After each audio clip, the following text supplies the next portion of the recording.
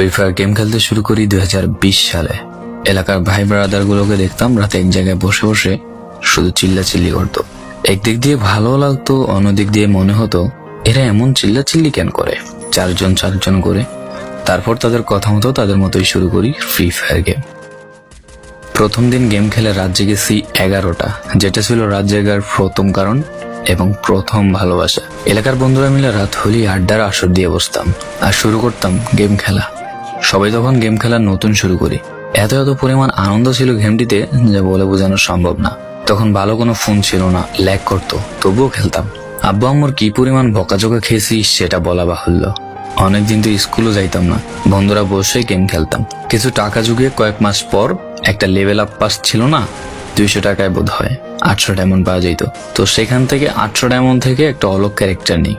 আর সেই অলক ক্যারেক্টার ছিল তখনকার সময়ের সবচেয়ে দামি ক্যারেক্টার। তখনকার দামি প্লেয়ার মনে হতো নিজেকে। আবার গেমের ভিতর অনেকের সাথে বন্ধুত্ব পর্যন্ত হয়ে গিয়েছিল।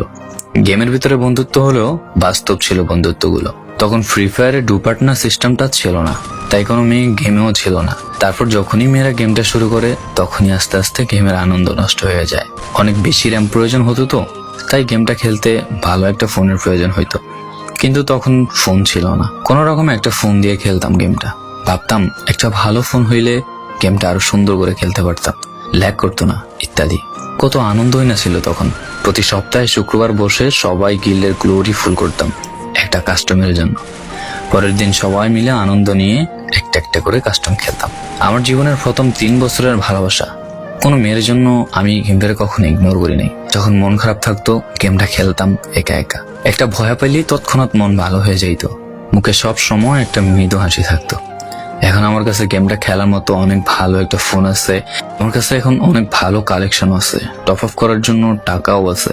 কিন্তু গেমের ভিতরে থাকা সেসব বন্ধুরা আর নেই, সবাই ব্যস্ত হয়ে গেছে। সবার আইডি গুলো অফলাইন হয়ে গেছে।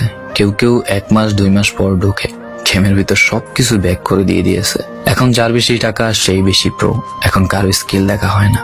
ফ্রি ফায়ারের সব ফালতু ইউটিউবারদের দিয়ে ভরে গিয়েছে সব। ওল্ড ইউটিউবার গুলো ফ্রি ফায়ার খেলা ছেড়ে দিয়েছে।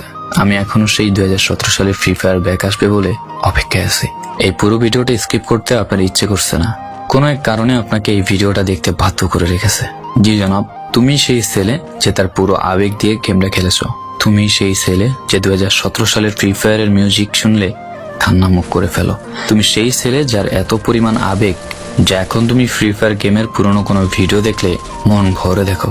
তোমার আবেগটা কোনো মেয়ে নয়, নিয়েছে তোমার free fire. I miss you old Free Fire.